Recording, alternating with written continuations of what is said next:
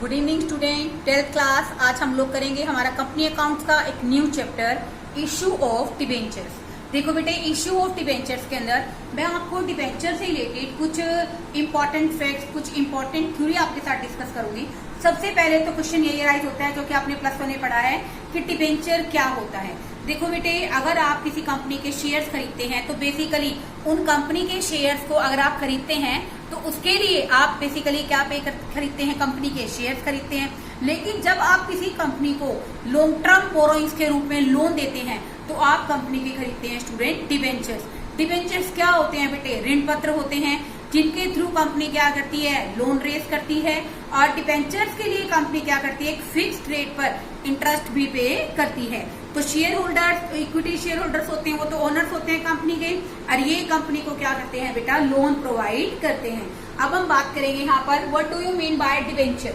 Debenture एक return instrument है जिसको कौन लिखता है, कंपनी। और कंपनी की सील के अंदर होती है बेटे ये गिवन सील, यानी कि कंपनी की जो सील है वो क्या बताती है, एक्नॉलेजमेंट ऑफ डेट, यानी कि हमने ऋण के बारे में जानकारी कि हमने डिबेंचर इशू करके क्या ले रखा है स्टूडेंट, लोन ले रखा है।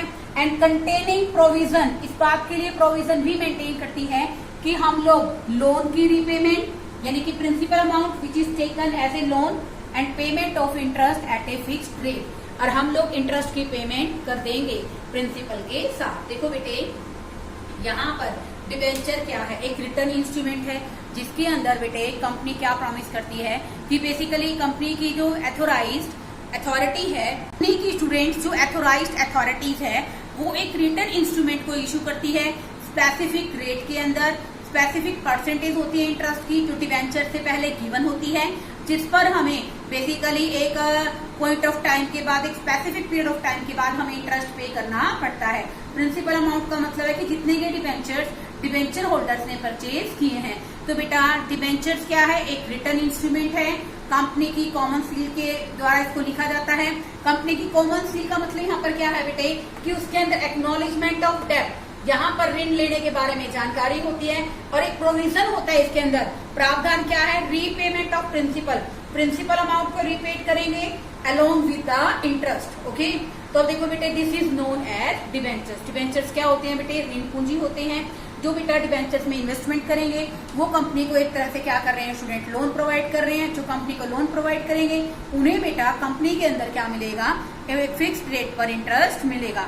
अब हम बात करते हैं, there are so many types of debentures. First one is secured debentures. नाम से पता चल रहा है सिक्योर्ड डिबेंचर स्टूडेंट किस तरह के डिबेंचर्स होते हैं, which are secured on particular assets of the company. यानी कि देखो बेटे, इसको बोलते हैं मोर्टगेज। सिक्योर्ड का मतलब क्या है, मोर्टगेज लोन, यानी कि बंधक, यानी कि ऐसे डिबेंचर्स बेटे जिनको बेसिकली सुरक्षित किया गया है कंपनी की फिक्स एसेट पर मोर्टगेज करके, उनको कहते हैं बेटे हम लोग बेसिकली हमारे सिक्योर्ड डिबेंचर्स। अगर मान लो बेटे कंपनी कई बार ऐसी पोजीशन में आ जाती है कि कंपनी बेसिकली डिबेंचर्स की पेमेंट नहीं कर सकती, तो डिबेंचर होल्डर्स क्या करते हैं, उस फिक्स एसेट से अपनी अमाउंट को रियलाइज कर सकते हैं। This is known as secured debentures. आगे देखिए student, unsecured which are not given any security. इनके पास बेसिकली किसी भी तरह से कोई सिक्योरिटी नहीं होती है। अगर मान लो कंपनी की पेमेंट के टाइम, कंपनी के लिक्विडेशन के टाइम इन्हें पेमेंट करनी हो, तो अगर पेमेंट कंपनी करने की पोजीशन में नहीं है तो इनको बदले में कोई सिक्योरिटी, कोई फिक्स एसेट इनके पास एज एन मोर्टगेज नहीं होती है। These are known as unsecured debentures. Basically बेटे हमारे जो डिबेंचर्स होते हैं वो रेगुलर, जो आजकल प्रिविलेंट है बेटे कि वो अनसिक्योर्ड ही होते हैं। आगे देखिए रजिस्टर्ड डिबेंचर्स। रजिस्टर्ड डिबेंचर्स कौन से होते हैं, जिनके नेम, एड्रेस डिबेंचर होल्डर्स के कंपनी के रजिस्टर्स में रिकॉर्ड होते हैं।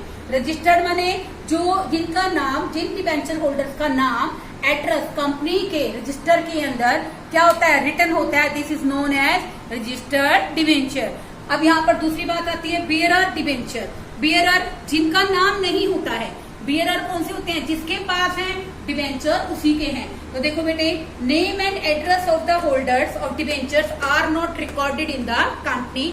These are the transferable by mere delivery. इनको डिलीवरी करके हम लोग आसानी से क्या कर सकते हैं, ट्रांसफर कर सकते हैं। एक होता है स्टूडेंट रजिस्टर्ड डिबेंचर्स, वो होते हैं जिनके name, address of the debenture holders are recorded in a company register.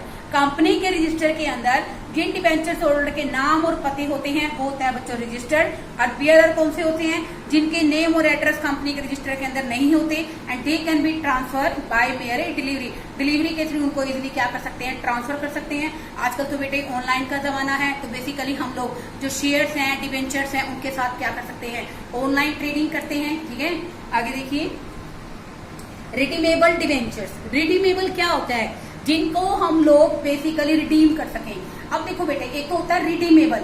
Redeemable को हम हिंदी में बोलते हैं शोधनीय डिबेंचर, यानी कि जिनका रिडीम किया जा सके, जिनका पैसा कंपनी क्या कर दे? वापस कर दे। कंपनी के पास डिबेंचर रिडीम करने के दो तरीके हैं। या तो कंपनी एक बार में लमसम अमाउंट दे देगी, कितने डिबेंचर हर साल कंपनी क्या कर रही है? रिडीम कर रही है। ठीक है ना? या तो कंपनी लमसम एक बार में पेमेंट कर देगी, या फिर कंपनी क्या करेगी? बेसिकली इंस्टॉलमेंट के थ्रू क्या करती रहेगी? पेमेंट करती रहेगी। तो रिडीमेबल डिबेंचर्स वो होते हैं बेटे जिनको कंपनी क्या कर सकती है? कभी भी रिडीम कर सकती है। देखो इसमें which will be repaid by the company, either lump sum एक मुश्त राशि भी दे सकती है और इंस्टॉलमेंट भी दे सकती है, किस्तों में भी भुगतान कर सकती है। At the end of specific period of time. Lump sum की पेमेंट कब करेगी? At the end of period of time की 5 साल बाद करेगी, 10 साल बाद करेगी, तो ये लमसम पेमेंट होगी बेटे। और instalment life time of the company.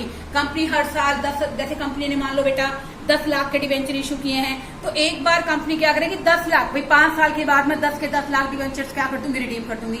या कंपनी क्या करे? 10 लाख डिबेंचर्स की जो अमाउंट है उनकी इंस्टॉलमेंट बना देगी। उनकी इंस्टॉलमेंट कैसे बनाएगी कंपनी? कि हर साल कंपनी क्या करेगी? कि 1 लाख के डिबेंचर्स हर साल क्या कर देगी बच्चों? रिडीम कर देगी। आगे है बेटे हमारा पॉइंट, वो है बच्चों इरिडीमेबल डिबेंचर्स। इरिडीमेबल डिबेंचर्स जिनको कंपनी कभी भी रिडीम नहीं करेगी। विच आर नॉट रिपेबल, जिनको कभी पेमेंट नहीं होगी during its life time of the company. Company अपने जीवन काल में इन डिबेंचर्स को कभी भी रीपेमेंट नहीं करेगी। इनकी रीपेमेंट तभी की जाएगी जब बेसिकली क्या होगा? कंपनी का वाइंड अप हो जाएगा, कंपनी का लिक्विडेशन हो जाएगा। तो बेटे इरिडीमेबल डिबेंचर्स वो होते हैं जिनको बेसिकली कंपनी अपने लाइफ टाइम में कभी भी खत्म नहीं करती है, कभी भी पेमेंट नहीं करती है। These are those debentures which are repayable at the time of liquidation. क्या होता है? कंपनी की समाप्ति के समय ही इनको क्या किया जाता है? रिडीम किया जाता है। नेक्स्ट वन देखिए कन्वर्टेबल डिबेंचर। कन्वर्टेबल क्या होता है बेटे? कंपनी कई बार बेटे अपने डिबेंचर होल्डर्स को ऑप्शन देती है कि एक पॉइंट ऑफ टाइम के बाद आपको बेसिकली इक्विटी शेयर्स में कन्वर्ट कर दिया जाएगा। This is known as convertible debentures. अगर कंपनी कुछ डिबेंचर होल्डर्स को परमिशन देती है कि उनको कन्वर्ट किया जा सकता है शेयर्स में, तो इसको कहते हैं पार्शियल कन्वर्टेबल डिबेंचर। क्या कहते हैं इसको? पार्शियल, या फिर आप इसको पार्टली कहें तो ज्यादा बेटर रहेगा, partly convertible debentures. If the full amount of debentures, basically उनको हम लोग क्या करें? शेयर्स में कन्वर्ट कर दें, तो वो क्या कहलाएंगे स्टूडेंट्स? हमारे फुली कन्वर्टेबल डिबेंचर। दोबारा से सुनिए बेटे, convertible debentures which are convertible into equity shares when only part of debenture is, debenture का कुछ हिस्सा इनको हम लोग बेटा शेयर्स में कन्वर्ट करते हैं, तो वो कहलाता है partly convertible. Okay, when the full amount of debenture is convertible into shares, अगर हम पूरी की पूरी जो अमाउंट है डिबेंचर्स की उसको कन्वर्ट कर देते हैं शेयर्स में, तो उसको हम लोग क्या कहते हैं? Fully convertible debentures. स्टूडेंट ध्यान से सुनिए, जैसे आपने बेटा इशू ऑफ शेयर्स का चैप्टर किया, इशू ऑफ डिबेंचर्स का चैप्टर भी लगभग उसी तरह से है। लेकिन बेटे यहाँ पर एक पॉइंट ऐड किया गया है। वो पॉइंट क्या ऐड किया गया है बेटे? Debentures can be issued by 3 ways. First one at par, 10 rupees का डिबेंचर है under the 10 rupees. Second one है बच्चों एट प्रीमियम, 10 रुपीज का डिबेंचर है, आप इसको 12 रुपीज में इशू कर रहे हो, और अंडर डिस्काउंट आपका 10 रुपीज का डिबेंचर है, आप उसको फेस वैल्यू से कम 8 रुपए में इशू कर रहे हो। तो debentures can be issued by 3 ways, at par, at premium and at discount. In this video I am also going to discuss the issue of debenture entries. Debentures को issue करते हैं एट पार, तो हम लोग क्या entry करेंगे बेटे? वैसे बेटे आप ध्यान भी रख सकते हैं कि जहां हम लोग शेयर वर्ड लिखते हैं वहां पर हम लोग क्या लिखेंगे बेटा? Debenture with rate of interest. कैसे लिखेंगे? First one, bank account debit to, मान लो डिबेंचर्स की रेट 10% है, 10% डिबेंचर एप्लीकेशन अकाउंट। ये क्या हो गया? On the receipt of application money. यहाँ पर हमें स्टूडेंट क्या मिलती है क्वेश्चन के अंदर? Application money. सेकेंड एंट्री करेंगे स्टूडेंट्स हम लोग 10% debentures applications account debit to 10% debentures. आप यहां पर क्या लिखोगे, debenture application money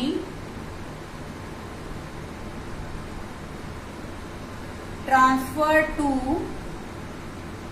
debentures. Okay, third one entry आप अलॉटमेंट ड्यू करोगे, क्या एंट्री करोगे, 10% debentures allotment account debit to 10%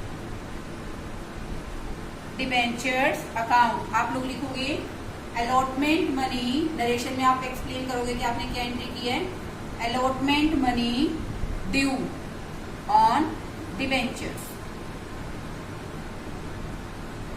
fourth entry करोगे स्टूडेंट आप लोग रिसीविंग की, bank account debit to 10% debentures allotment account.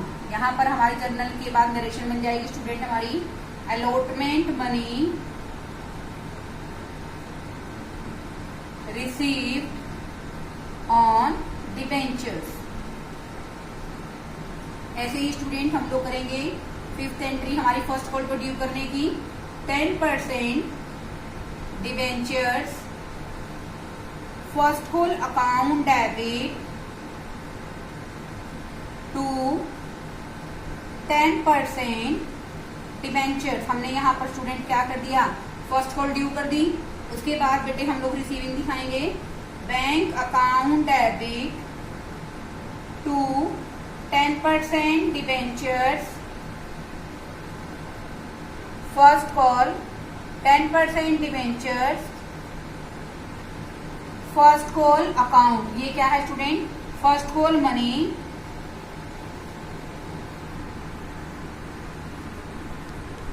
Received. Okay, तो देखो बेटे मैंने आप लोगों को डिबेंचर्स के इशू करने की एंट्री सिखाई है। बेटे हमारा जो फर्स्ट 4 क्वेश्चंस हैं that's are related to debentures are issued at part. In the next video we will discuss the numerical portion. Okay, thank you students.